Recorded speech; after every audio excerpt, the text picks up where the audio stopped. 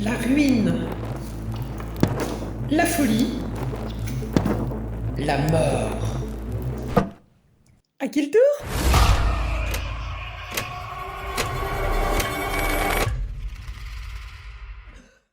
Joyeux Halloween! Aujourd'hui, on va parler des cartes du mal. Et des cartes? C'est des cartes? C'est l'heure du... Non, c'est pas ces cartes-là. C'est un paquet de tarots. On dit pas un paquet, on dit un jeu de tarot. Vous avez peut-être vu passer ce film sur votre plateforme préférée en suggestion pour cette soirée d'Halloween. Oh putain! Mais si vous regardez un peu plus loin, vous verrez que ce film est à chier, il se fait descendre de tous les côtés. C'est un film d'horreur complètement raté. Bon! On va parler maintenant, la sorcière, là. Mais Tu me sors, oui, gna gna gna, c'est pas un bon film d'horreur, gna gna gna gna gna gna. T'as vérifié que c'était un film d'horreur au moins? mais Non, parce que là, moi, j'ai fait une recherche de 2 secondes sur mon tel, ça me fait film d'Halloween. bon, oui, mais Un film d'Halloween et un teen movie, c'est pas un film d'horreur pour les fans de Freddy des années 50. Ah merde, c'est pas les années 50, bref, on s'en fout, vous êtes vieux. Donc, le jour où vous allez comprendre que les teen movies pour ma génération, c'est pas les films d'horreur pour la vôtre, et ben nous, on aura envie des vacances. Ce genre de film, ça se regarde le soir d'Halloween avec de la bière ou du soda et des bonbons. C'est tout. Bande de cons. bah non, mais il a raison. Ben voilà, parce que c'est un bon film. C'est juste parce que les vieux, ils attendaient, et du coup, les vieux, ils ont ragé. Vous verrez que le film se fait assassiner. Oh, mais vas-y, là. Mais il y a une sorcière. Putain.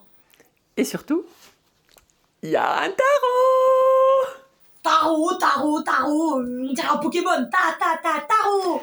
Dans les cartes du mal, nous suivons une bande d'adolescents, stupides forcément, qui se retrouvent dans une grande maison au milieu de nulle part. Dans cette maison, ils vont chercher de l'alcool. Non, mais je le comprends. Non, mais quand t'es en rate de bière, t'es en rate de bière. Et ils vont descendre à la cave où il est indiqué « Passage interdit ». Et là, ils vont tomber sur... Un tueur psychopathe? Non, une cave. Une cave avec plein d'objets chelous. Question. Qui s'amuse à stocker un tas de trucs bizarres comme ça dans sa cave? Ils sont chez les Warren? Tout ce que tu vois ici est envoûté, hanté ou a été utilisé pour toutes sortes de pratiques rituelles. Oui, en gros, c'est la cave des Warren. C'est pas de bol, des fois, on tombe là où il faut pas. Hein. Tout ça, c'est des vieux trucs d'astrologie. Et au milieu de toutes ces reliques extraordinaires, ils vont tomber sur un jeu de tarot. Hayley, il faut que tu tires les cartes à tout le monde. Une des héroïnes, du coup, va faire les tirages pour ses amis. Très important, une 13e carte que je pose au milieu. C'est la carte qui indique le thème général, ou le dénouement. Bon, sérieusement, qui aurait envie de se faire tirer les cartes avec un jeu comme ça? C'est quoi cette merde? Et comme on peut s'y attendre, les personnages vont tous mourir les uns après les autres selon les prédictions qui ont été faites. Mais non, c'est juste méga cliché. Le film n'échappe à aucun cliché du genre, c'est une catastrophe. En tout cas, c'est ce que disent les critiques sur internet. Non mais moi je vous le dis, les vieux, tout le temps ils ragent. On dirait des gamins de 16 ans qui ont été voir le film de Gadisha et la Maison Magique et qui ont ragé parce que c'était pas ta bonne fantaisie. Tu vas voir Gadisha, tu t'attends pas à un Seigneur des Anneaux. Bah tu vas voir les cartes du mal ou tarot, j'en sais rien, tu t'attends pas à un Freddy. Et puis voilà, arrête de faire chier. Ah je me lâche. Si vous faites attention, vous allez voir que chaque élément supposément ridicule et cliché est immédiatement pris en dérision par un des personnages. Hayley, il faut que tu tires les cartes à tout le monde. Non, je pense qu'on devrait pas faire ça. On n'est pas du tout dans la situation cliché que prétend nous vendre la bande-annonce. On s'en fout. Qui commence? Plus que ça, même, ces personnages sont sympas. Ils sont pas là pour se bourrer la gueule, ils sont pas là pour sauter des nanas qui vont se faire forcer comme c'est pas permis. Oui, tous les batteurs de Vendredi 13, je vous juge. Hein.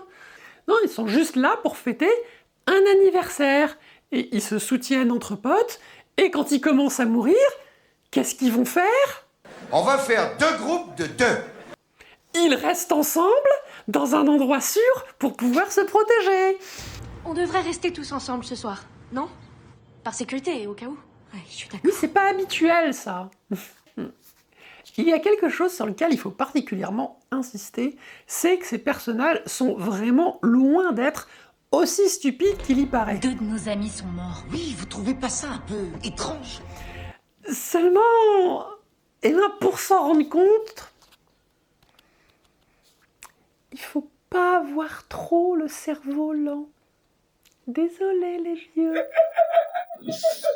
Mais le film, il va à 100 à l'heure. Et c'est évident que si on n'a pas l'esprit vif, on va passer à côté de tous les éléments qui nous présentent ces personnages de façon approfondie et attachante, mais super rapidement. Et là, on se rend compte que le crétin playboy qui joue au caïd, en réalité, il est très attentionné, il est sensible. Sensible, moi? Mais pourquoi tu dis ça? Ça va, ça va. Rien à voir avec les gros lourds auxquels on pouvait être habitué dans les vieux slashers. J'ai une théorie. Hein. Peut-être que ma génération elle est moins conne que la tienne. Théorie, y a pas d'ado de 16 ans qui a été voir Ganisha. Théorie. L'exemple le plus frappant, c'est tout de même l'héroïne Hailey qui doit tirer les cartes et qui va dire tout du long à ses amis « Non, non, je veux pas, non, c'est une idée pourrie, non, il faut pas ». Mais après, les personnages vont quand même y aller comme s'ils étaient parfaitement conscients d'être dans un film d'horreur et qu'il y avait une trajectoire à suivre. Ce qui fait que quand le personnage de Grant, donc le petit ami de l'héroïne qui est tout de même a l'air d'avoir plus les pieds sur terre que les autres, à maintes reprises, il va dire que les idées proposées sont mauvaises ou absurdes, mais... J'ai tapé son nom, elle est folle. Alors si on pouvait arrêter de perdre notre temps... On devrait la contacter. Ouais, Je suis complètement. pour à d'accord. 100%. Ouais. Quelqu'un m'écoute ou pas? Les personnages sont parfaitement conscients que la situation doit avancer. En fait, on a l'impression d'assister à un jeu de rôle. C'est que les personnages, comme nous, sont un peu conscients d'être dans un film. Il suffit de voir la désinvolture avec laquelle ils peuvent parler de leurs amis morts entre-temps, et on comprend bien que ce film n'est absolument pas à prendre au sérieux. Ah ouais, c'est un teen movie. C'est pour qu'on se tape des barres. C'est pas un bon teen movie si tu t'étouffes pas sur ton coca. Une des critiques les plus sérieuses qui m'a été donnée de trouver sur ce film est qu'il n'arrive pas à trouver son style. Mais en réalité, il a son style. C'est typiquement le style d'un film d'Halloween qui est fait pour se faire peur, mais pas trop, parce qu'on est là avant tout pour rigoler entre amis. Et on a des séquences qui vont faire peur, mais jamais aller jusqu'au bout et nous poser de la terreur ou nous balancer du gore à la figure, parce qu'on n'est pas là pour ça, on est là pour s'amuser. Forcément. À la fin du film, on a plus de sucre dans le sang que de sang dans le sang. Pas forcément, on se tape des barres pour un rien. Imagine si le film était sérieux. On se taperait des barres sur un gars qui se fait déchiqueter à la tronçonneuse. L'alchimie des cartes du mal est juste parfaite. On va trembler juste ce qu'il faut pour faire monter l'adrénaline et qu'à chaque moment, on va exploser de rire au fil des situations. C'est le bruit de quelqu'un qui se fait tuer. Admire le jeu d'acteur. Bref, c'est un putain de bon film. C'est un putain de bon film d'Halloween. Bah voilà. Ça tue de le dire. Il y a un truc à côté duquel on peut pas passer qui fait que le film fonctionne du feu de Dieu. Ce sont les musiques. Et les musiques, elles sont bien dans ce film, mais qu'est-ce qu'elles sont connes. La bande-son est d'une banalité affligeante, elle fait le job sans plus, mais on a régulièrement des petits effets musicaux, notamment à chaque fois qu'une des morts se profile, et le film est d'une dérision extraordinaire quand on entend Everybody plays the fool. quand on fait face à la carte du fou. Attends, elle est stylée la carte. Elle passe la carte. Tiens, Ah ouais. Putain, il a une bonne boule lui. Il a une bonne boule, c'est mon nouveau marque-page. Comment ça, je vais crever? Sur la séquence du magicien, on se retrouve avec ce qui ressemble à une magnifique chanson de crooner.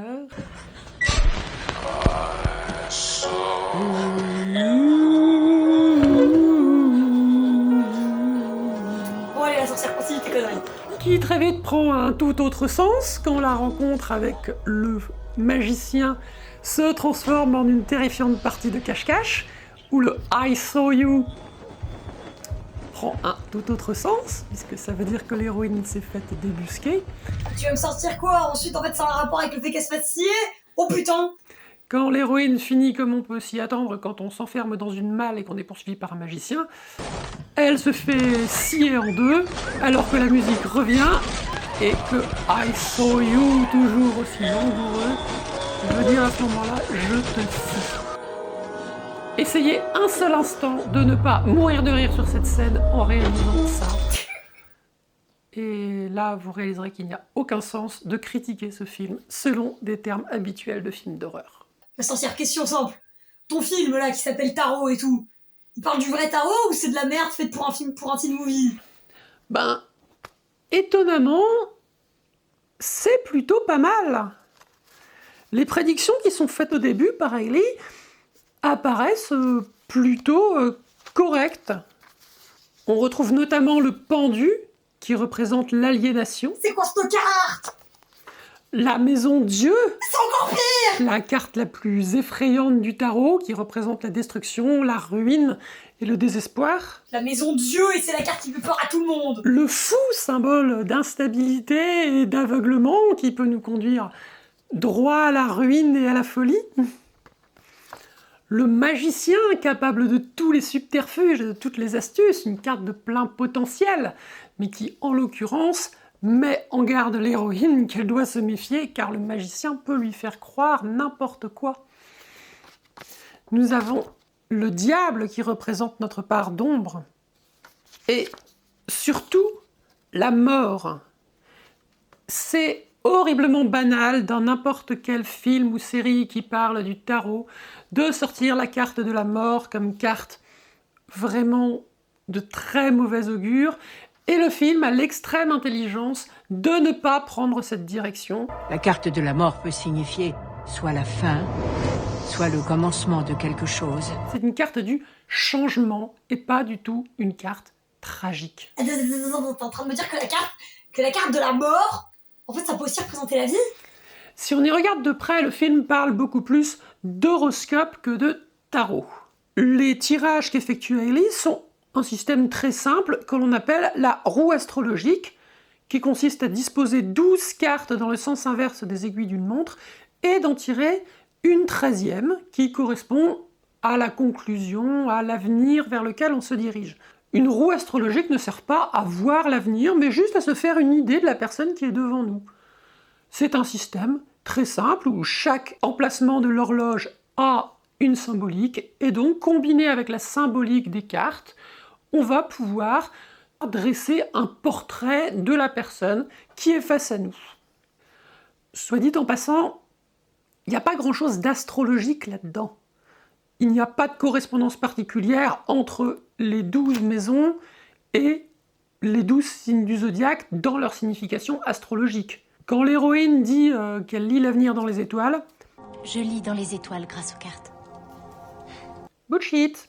Ce qui est sûr, c'est que la roue astrologique est un choix très adapté pour la demande que ses amis lui font. Hailey, il faut que tu tires les cartes à tout le monde. Ouais, fais nos horoscopes. Bon, vas-y, fais voir. Allez. Il s'agit juste de s'amuser entre amis, donc faire un petit tirage qui permet de déceler un petit peu qui est qui, bon, c'est un très bon moyen de s'amuser entre amis, et pour les spectateurs, c'est une sacrée bonne façon de présenter les personnages. Tu es naturellement curieuse et tu as besoin de comprendre ce qui se passe autour de toi. Mais cette curiosité t'entraîne souvent vers l'inconnu. Il faut d'ailleurs noter un truc. Les prédictions d'Hailey sont extrêmement vagues. Elle fait exactement ce que font la plupart des escrocs qui pratiquent l'astrologie ou la cartomancie, c'est-à-dire d'utiliser l'effet Barnum, qui consiste à dire des choses en apparence très précises, mais extrêmement vagues qui en réalité peuvent s'appliquer à n'importe qui. Parce que c'est précis et que ça nous correspond, on va le prendre pour nous, comme si c'était une vérité personnelle. Il vaut mieux éviter de fuir face à un danger qui te pendrait au nez. D'accord, donc. Je dois affronter mes problèmes. En gros, c'est ça. On note aussi que présenter les personnages grâce à leur signe astrologique, c'est une sacrée bonne idée pour le spectateur qui, pour peu qu'il se retrouve dans un des signes en question, eh ben, va pouvoir s'identifier davantage au personnage. T'as eu le même signe que la cruche. T'as eu le même signe que la cruche. T'as eu le même signe que la cruche. Gna gna gna gna. C'était sûr, de toute façon. Même pas vrai. T'as eu, putain, vraiment le signe de la cruche, putain. Sauf que bien sûr, dans le cas de ce film horrifique, les prédictions se réalisent d'une façon tragique, avec la mort systématique de la personne concernée. Ces derniers jours ont été rudes pour vous. Rude? Non mais vous plaisantez. Parce que, en effet, le tarot est maudit. Il a été maudit par une sorcière désignée dans le film comme l'astrologue. Bon, parenthèse là. C'est pas parce que je défends le film qu'on peut laisser passer n'importe quoi. On a quand même la voyante qui a eu tous ses amis qui sont morts à cause du jeu. Ça fait 40 ans qu'elle récupère toutes les infos sur le jeu, d'où il vient, la sorcière qui l'a créé. Elle connaît la date exacte de la création du tarot. Elle sait dans quel pays ça s'est passé.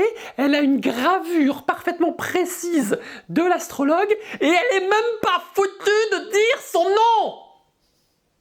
Pas foutu de savoir son nom.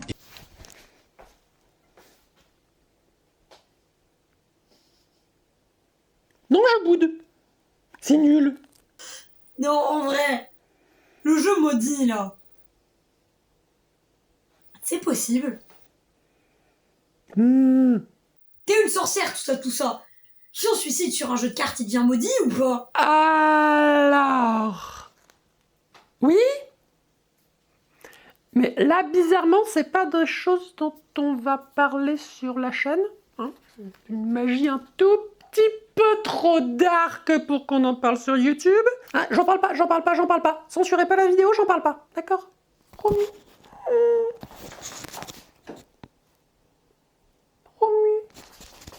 Donc en jetant sa malédiction, la sorcière a purement et simplement mis son âme dans les cartes. La sorcière, elle croit au larmes des cartes.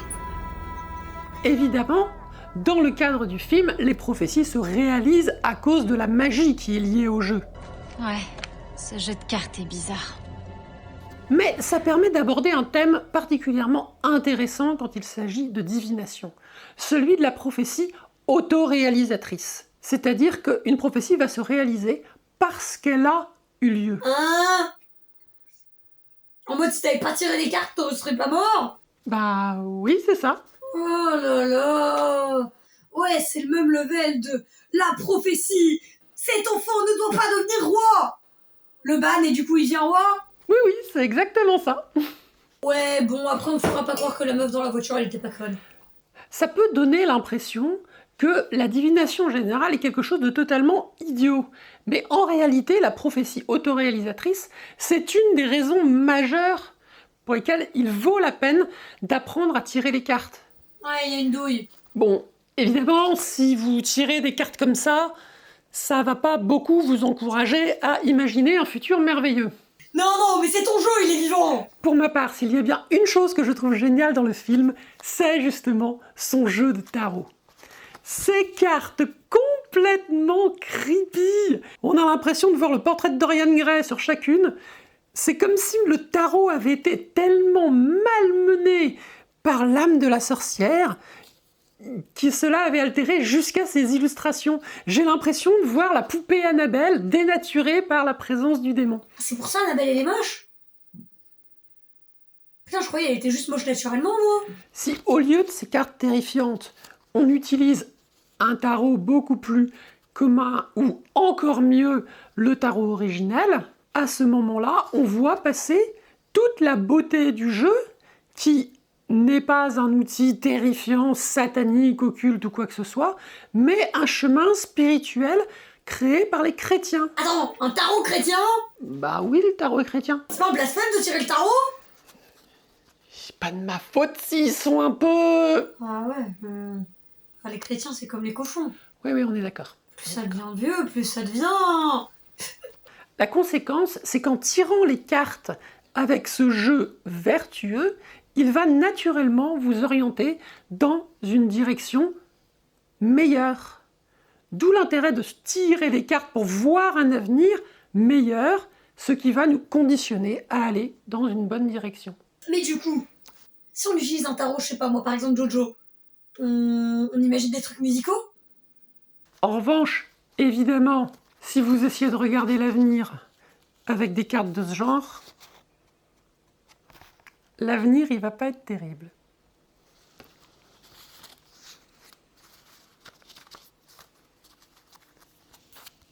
Je vous fais votre horoscope?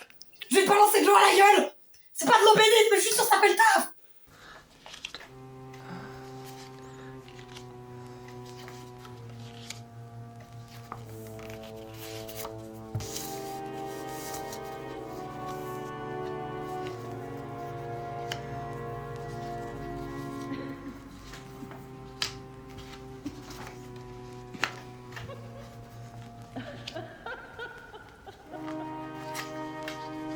Bon, déjà, je vois que là, tu as le fou en verso.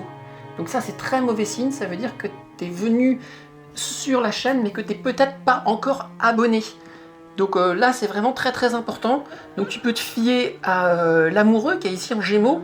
Donc là, tu vois bien qu'il y a une invitation à rejoindre du coup la communauté. Tu pourras te sentir beaucoup mieux.